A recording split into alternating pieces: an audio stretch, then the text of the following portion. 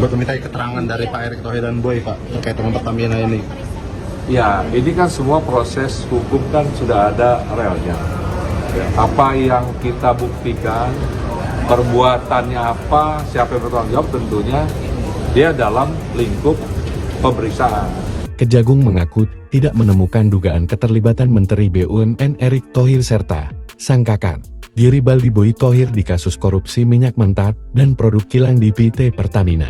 Kepala Pusat Penerangan Hukum Kejagung Harley Siregar menegaskan tidak ada informasi keterlibatan keduanya dari penyidik seperti informasi yang beredar di media sosial. Enggak ada informasi fakta soal itu, ujarnya kepada wartawan saat dikonfirmasi lewat pesan singkat Rabu 5 Maret 2025. Ia lantas mempertanyakan dasar informasi yang menuding keterlibatan pihak tertentu dalam kasus tersebut. Pasalnya, kata dia, hal itu tidak berbasis pada fakta-fakta penyidikan.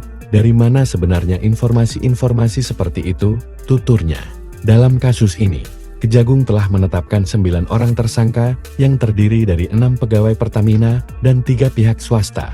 Salah satunya yakni Rifes Siahaan selaku Direktur Utama PT Pertamina Patraniaga. Kejagung menyebut total kerugian kuasa negara dalam perkara korupsi ini mencapai 193,7 triliun rupiah.